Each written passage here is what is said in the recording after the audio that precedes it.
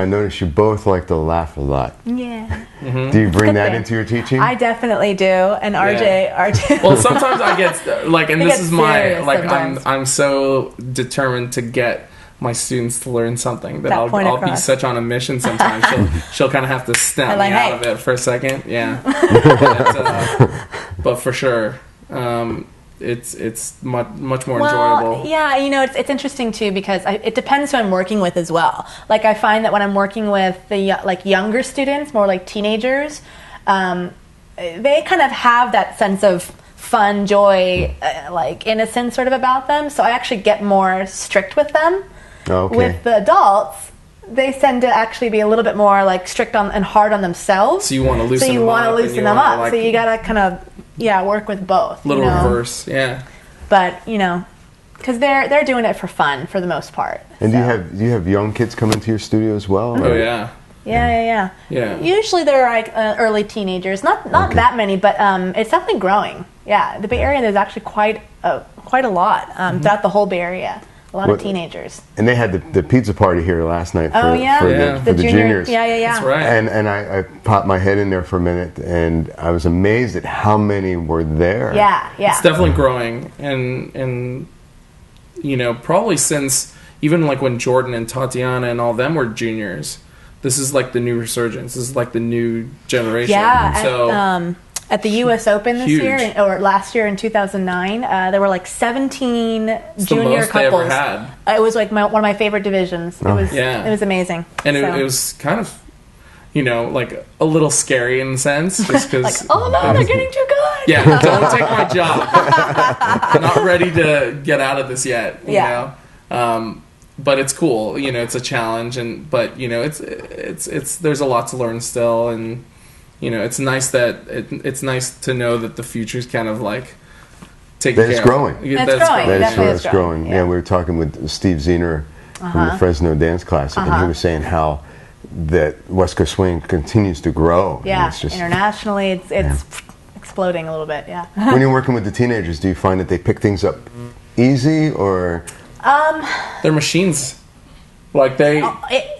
It's give and take. It's give and take. It depends what their personality is sometimes. And their discipline and all that. Because sometimes if it comes too easy to somebody, they like take it for granted, and so they don't sometimes learn. Not always, but it depends. So if they do it too easily and they don't understand what's going on in their body, then I feel like I'm not being a good teacher, because my job is to teach and for them to understand, what they're feeling, what's going on, so that they can be, if they choose to, be a teacher themselves, if that's what they want.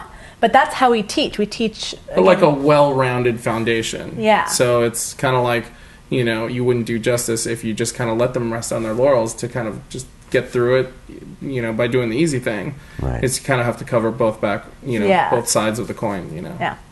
And are you teaching them just West Coast Swing? Well, I do actually have a jazz class that I teach as well, which I love. I used to do a hip-hop class. And hip-hop, so every once in a while we'll teach, But again, even if we do West Coast Swing, which is primarily what we do teach to the adults and the kids, we don't sit there and structure only West Coast Swing lessons. It's all derived from our background training. Yeah, I'll teach ballet technique, I'll teach jazz, I'll teach fluidity, I'll teach movement in general. Which is, to be honest, what I think most people need anyway. And I used to teach, and actually do teach and incorporate a lot, is like partnering mechanics. And you're like, what did you do? Yeah, Judo? martial arts. Martial arts. Just, kind of like, and integrating like how the relationship between individuals, and it kind of encompasses everything. So partner mechanics. Yeah. Give me a quick example of what that means. Mm-hmm. So partnering mechanics is kind of like, people talk about connection, or they'll talk about movement. It's kind of like the truths of the dance. Right. No matter what dance you're doing, no matter what format you're doing, the things that are always evident within the lead. What to pay attention to, what to focus on. And it's funny, because when you first learn, as like beginners will likely get their basics, and they say, okay, this is what you're supposed to do.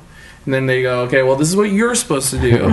But then no one ever really talks about what this is supposed to do, and like what, the partnership, the functionality of and what they're supposed to look for. Yeah. They just get the form, not necessarily like the functional elements. Yeah. So that's what I try to cover and focus on a lot of. So how important is the connection? The connection, well, I mean, it depends how you define it. It depends how you define it. Yeah. You know, it's very important, but the thing is, when we tend to dance, we actually, for us, or at least for me, I tend to acknowledge its existence and kind of like let it fluctuate. Let it fluctuate. Become like let it be a variable. And people try to make it too much of a constant. They try to control it. They try to make it, happen, rather than going, okay, well, if I fix my posture, if I fix my movement, and I fix my timing, my connection will inevitably correct itself. It's the same thing in life. People always say, if you're blaming others for things, you really should look into yourself first and see what you can fix. And that's, to be honest, the exact same thing. With the connection, that's great advice and observation. Life lessons by Melissa and Arjay. That's the thing. Right. Like when most of our students, we'll be talking about something, and we're like, oh yeah, that applies to my life. And we're like, if I had $1 for every time that happened, we would be rich. Like, all right, here, let me give you $1. Yeah. You're welcome. Start strong. So let's talk about your competing. Okay. So your first competition, was it together? No. Actually, so our first competitions. Her first comp. Mine was in Phoenix, actually, in 2001 or something like that. 2000. No, 2001. Yeah. 2001, and then it was terrible. I love the convention, but I was in Phoenix, and Phoenix is one of the biggest Jack and Jill conventions like ever. So I was out there for the first time in novice, competing against 100-something followers, and I didn't even make the first cut. And I was like, I went back to my room and cried for like 2 seconds, and then and then I was over it. And then I went back about 6 months later. I went to Monterey Swing Fest in 2002, and I won the novice. And then got my novice points, and continued all the way through. I went through everything: novice, intermediate, advanced, all-star, champion. So I've worked my way up. We weren't doing routines yet, really. Yeah, we didn't start routines till what? 2000, at the end of 2001 to beginning of 2002. Yeah. Because my first comp was actually Steve Zehner's event. Yeah, Fresno. Yeah. Memorial Day weekend. Mm-hmm. But I kind of took a different route, and it's kind of funny.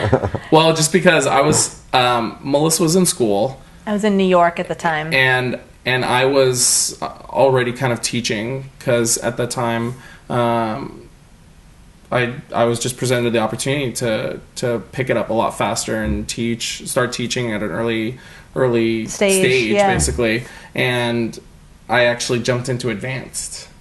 And so my first comp, my first comp, I went out and I was unbridled energy and but because I had partnering mechanics and kind of the musicality, like I straight up won my first comp. And what category was that in? Advanced. That was advanced. Okay. Yeah. So he started it at like a higher point system or ranking than I did. So I was always like, all right. And was that Advanced Jack and Jill? Or? Advanced Jack and Jill. Advanced Jack and Jill. And I was already kind of doing like advanced and even champion. He got into all-star pretty fast too, and I was still like kind of working my way up. So by the time we started doing routines together, I was probably still like intermediate maybe, and he was like advanced all-star already. Yeah. Well, within a year I was already doing like champions. Even though I had started West Coast Swing. Oh, before him. Yeah. But I just happened to start, But I think it's we all have our path. No, and the thing is, it's also just because and I don't recommend it. I think I recommend go through the it's just I come from a different background, but really for the ladies, it's more. There's just a bigger pool. Yeah, that's true too. Yeah. But even more so, you just kind of have to prove yourself a little bit. And what do you mean by that? There's a bigger pool for the ladies. Well, I just think in dance in general. Yeah. Like a partner dance specifically. Well, solo dance too. Like dance too. I went to a dance college, and the ratio of men to women is. It's like 75% women, 25% men. Right. And so even for the divisions, for the competitions, the men are usually easier to be noticed and easier to climb the ladder a little bit. Okay, that makes sense. Yeah. but it's still kind of good to go through that process and kind of earn your points and get recognition and kind of pay your dues, so to speak. What people talk about, pay your dues.